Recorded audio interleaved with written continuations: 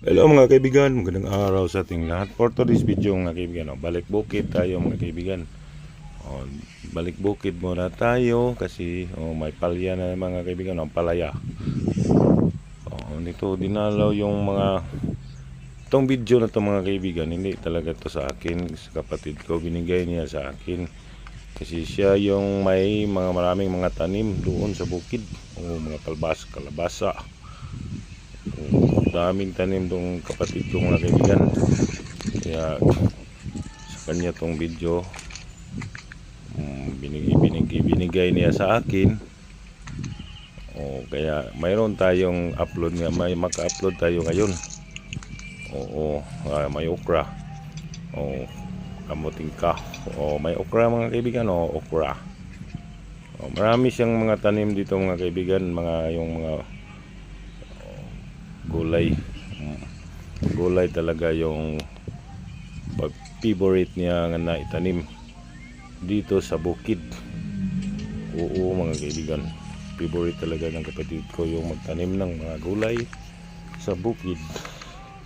Kaya ganito siya, pag wala siyang pasok, doon siya pupunta siya dito mga kaibigan. Baka dumalaw sa mga tanim niyang mga gulay. Shout out sa inyo lahat mga kaibigan, at maraming salamat sa patuloy niyong pagsuporta. Ito dinalaw mais, nadaanan na ang mais.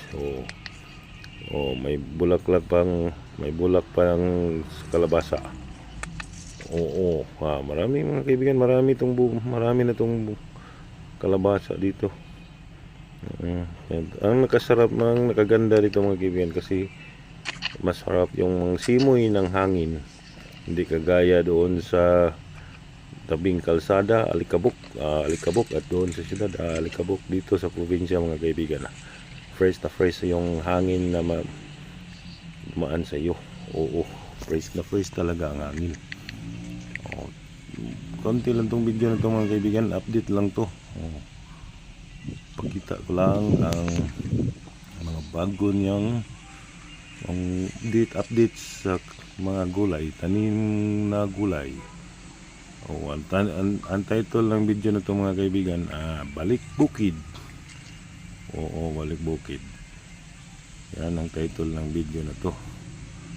At malapit na to mga kaibigan, kasi 3 minutes lang to yung binigay niya sa akin Kaya huwag din nila natin masyado patagalin. Hindi lang masyado natin patagalin mga kaibigan. Okay, alright. Maraming salamat mga kaibigan sa patuloy niyong pagsuporta sa aking YouTube channel at sa aking Facebook page. Hanggang dito na lang itong video na ito mga kaibigan. God bless you all. Bye bye.